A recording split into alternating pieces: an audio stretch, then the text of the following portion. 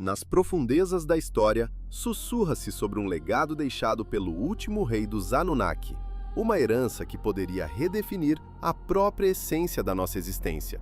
Se os antigos mitos sumérios contêm um eco de verdade, então a humanidade é o resultado de uma complexa engenharia genética, descendentes de uma raça vinda das estrelas. Os nossos criadores, que as civilizações antigas veneravam como deuses, permitiram a nossa sobrevivência para que pudéssemos provar o nosso valor. No entanto, forças obscuras movem-se nas sombras, manipulando o nosso destino e ameaçando a estabilidade do nosso mundo. A verdade, o elo perdido da nossa origem, poderá estar selada na tumba do último rei Anunnaki a caminhar sobre a Terra. Um túmulo que os cientistas acreditam ter finalmente localizado. O termo Anunnaki traduz-se enigmaticamente como a descendência do céu e da terra. Na história clássica, eles formavam o panteão divino dos Sumérios, Acades, Babilônios e Assírios. A primeira menção oficial a estas entidades surge em textos cuneiformes, gravados em argila durante o terceiro milênio antes da nossa era. Mas na ciência alternativa moderna, a narrativa muda. Os Anunnaki são reimaginados como uma raça extraterrestre que interveio diretamente na criação da humanidade.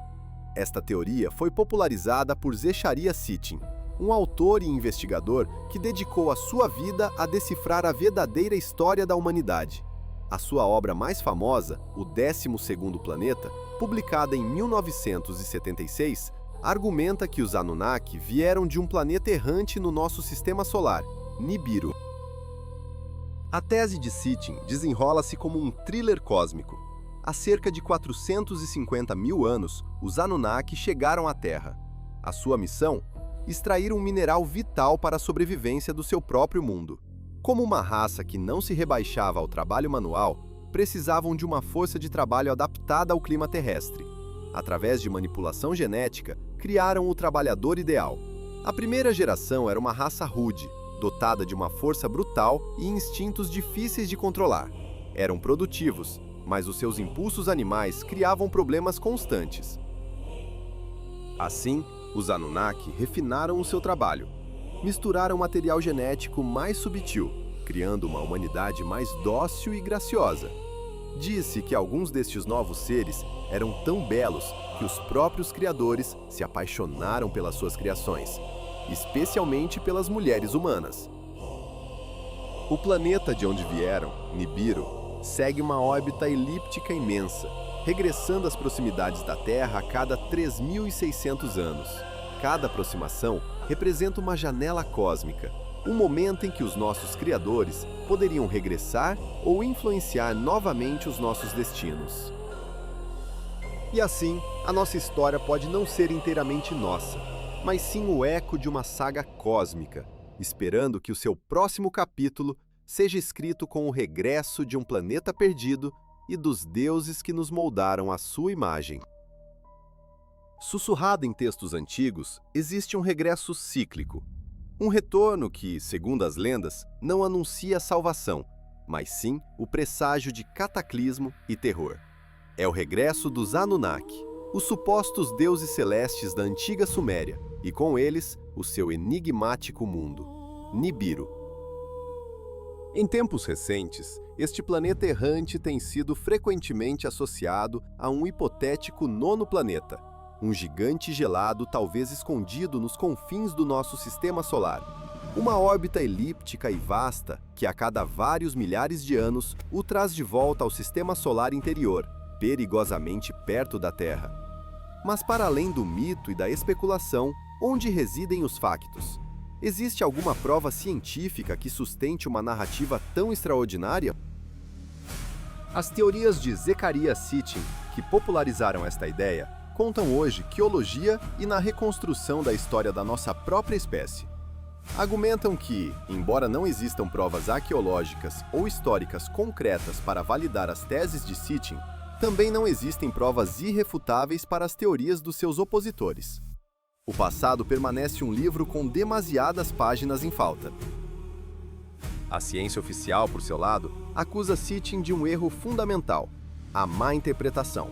afirmam que ele traduziu incorretamente os textos e símbolos sumérios, que a sua interpretação da escrita cuneiforme foi mais ficção do que facto. Insistem que não há qualquer menção real a um planeta chamado Nibiru nas inscrições astronômicas ou mitológicas da Suméria. O debate estende-se ao nosso próprio código genético. A genética moderna afirma categoricamente que não existem vestígios de qualquer intervenção extraterrestre no genoma humano. Mas qualquer observador que analise estas alegações com um olhar crítico é forçado a uma conclusão desconcertante. Mesmo os membros mais conservadores da comunidade científica admitem a dificuldade em traduzir a língua suméria com um grau absoluto de certeza. O seu significado exato perdeu-se, em grande parte, nas areias do tempo. E quanto à genética? Talvez os cientistas não consigam encontrar a influência alienígena simplesmente porque não sabem o que procurar. Como podemos reconhecer um material genético exógeno se não temos a menor ideia de como ele se parece? Partilhamos 85% do nosso ADN com os gatos e quase 99% com certas espécies de primatas. Uma alteração genética mínima é suficiente para provocar uma mudança monumental. O genoma humano foi identificado, as suas características básicas decifradas. No entanto, qualquer pessoa que aborde esta ciência com espírito crítico deve admitir que o que os geneticistas não sabem é muito mais vasto do que aquilo que sabem com certeza. A ciência, na sua postura de autoridade, tenta frequentemente convencer a humanidade de que sabe tudo ou de que pode excluir categoricamente certas possibilidades. Mas estas mesmas forças silenciam a vasta quantidade de fenômenos que não conseguem explicar, os documentos que são ocultados, negados ou falsificados. E é precisamente por trás deste véu de incerteza que, segundo alguns, se movem as forças sombrias ligadas aos Anunnaki e ao seu legado na Terra. Até hoje, ninguém consegue explicar de forma conclusiva como os sumérios, uma civilização supostamente primitiva, sabiam da existência de 7, 8 planetas no nosso sistema solar. Os seus telescópios primitivos, na melhor das hipóteses, mal alcançavam os anéis de Saturno. E, no entanto, os seus registros parecem descrever o sistema solar com uma precisão desconcertante. O que significam as estranhas representações de raios e estruturas celestes nas suas tabuletas de argila? Dizem-nos que os sumérios foram uma civilização primordial que surgiu subitamente nas planícies da Mesopotâmia, por volta do ano 3000 a.C. São-lhes creditadas invenções que mudaram o mundo. A primeira forma de escrita, a cuneiforme.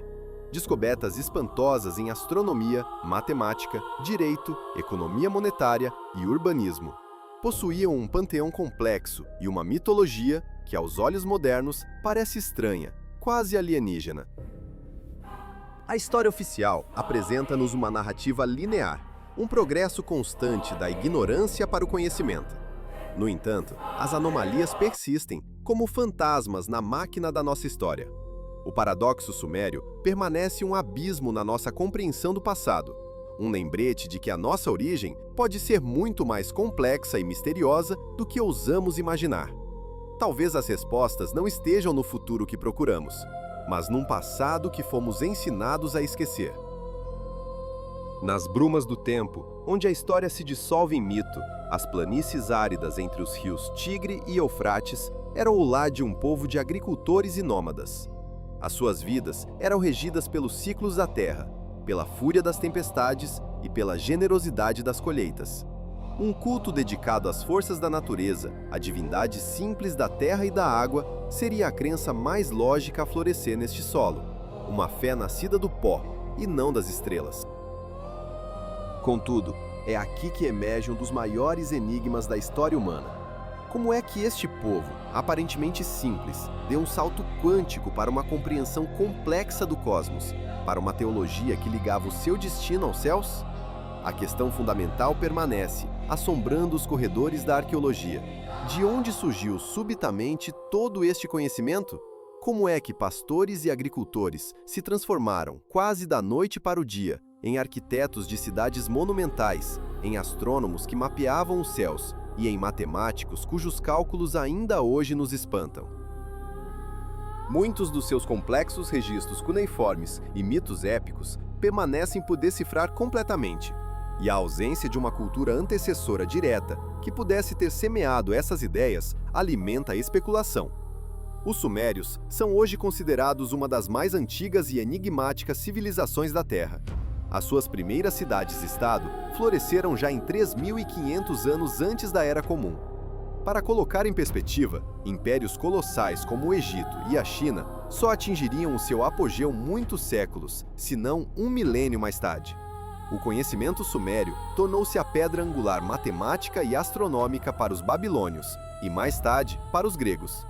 As suas lendas, os seus mitos de criação e dilúvio, ecoariam através das eras, influenciando provavelmente o judaísmo primitivo e, por fim, encontrando um lugar nas páginas da própria Bíblia. No centro da sua cosmologia estavam os Anunnaki, um panteão de deuses poderosos que desceram dos céus. Mas quem era o seu rei? O que nos contam as tábuas de argila sobre o seu último soberano e o legado que ele deixou? O deus supremo do panteão Anunnaki era An, ou Anu, o deus do céu. Como a divindade primordial, ele era a própria personificação do firmamento, o pai de muitos dos outros deuses. Nesta simples descrição, vemos já um arquétipo que ecoaria através das culturas. A noção grega de Zeus, como o pai celestial dos deuses, e a sua contraparte romana, Júpiter, podem traçar as suas raízes conceptuais até esta cultura mesopotâmica. Até mesmo a representação judaico-cristã de um Deus Pai que habita nos céus parece ser um descendente direto desta antiga visão. Depois de Anu, vinha Enlil, o deus do ar, das tempestades e o governante da terra. Frequentemente retratado como filho de Anu, era ele quem detinha a autoridade sobre o reino dos mortais, estabelecendo as leis e a ordem. É Enlil que, na famosa mitologia do Grande Dilúvio, uma ideia intrinsecamente suméria, toma a decisão fatídica de aniquilar a humanidade. Em oposição a ele estava o seu irmão, Enki, ou Ea, o deus da sabedoria, da magia, da água e da criação. Foi Enki quem trouxe o conhecimento e a tecnologia aos humanos. Em algumas versões do mito, ele é o próprio criador da humanidade. Nos épicos sumérios, as disputas entre Enlil e Enki sobre o destino da raça humana são um tema central e recorrente. É aqui que a interpretação moderna, nomeadamente a do autor Zecharia Sitchin, propõe uma narrativa radicalmente diferente. Sitchin argumentava que Anu era, na verdade, o líder de uma raça de extraterrestres, os Anunnaki. Nesta visão, Enlil era um comandante severo que via os humanos meramente como uma força de trabalho escrava, uma raça primitiva criada para servir. Enki, por outro lado, era o cientista brilhante, o criador de uma versão mais avançada da humanidade. Ele é descrito como um deus benevolente, que se afeiçoou às suas criações, ensinando-as, partilhando conhecimento e vendo nelas um potencial que transcendia em muito a simples servidão. A saga atinge o seu clímax quando os Anunnaki decidem partir da Terra. Anu teria ordenado a destruição da humanidade. Enlil, o executor severo, concordou. Mas Enki, o criador, rebelou-se. Ele tomou a humanidade sob a sua proteção, prometendo pacificar os seus instintos mais selvagens e continuar a educá-la, para a transformar numa raça capaz de viver em harmonia com o planeta. Aos humanos seria dada a oportunidade de herdar e povoar a Terra. Enfurecido pela desobediência, Enlil teria sabotado as tentativas do seu irmão, semeando a discórdia e o conflito. A saga dos Anunnaki, assim, não é apenas uma história de deuses distantes. É um espelho da própria condição humana, refletindo uma luta eterna entre o controlo e a liberdade, entre a servidão e a iluminação. Uma batalha cósmica cujo eco, talvez, ainda ressoe no âmago da nossa própria civilização. Nas areias do tempo, sussurra-se uma lenda sobre uma luta cósmica para moldar a humanidade. Um conflito que, segundo alguns, perdura até hoje. No centro deste enigma está um artefacto de poder e conhecimento inimagináveis, a tumba real de um rei celestial, perdida no deserto.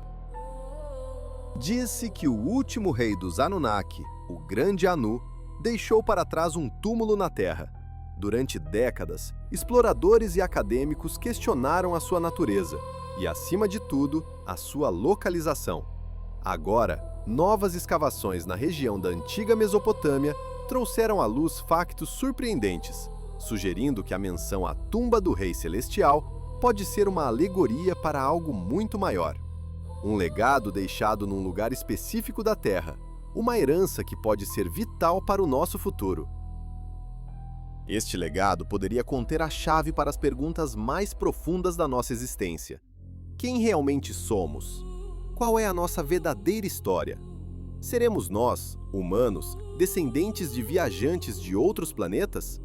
E será que os deuses antigos ainda observam o nosso destino a partir das sombras?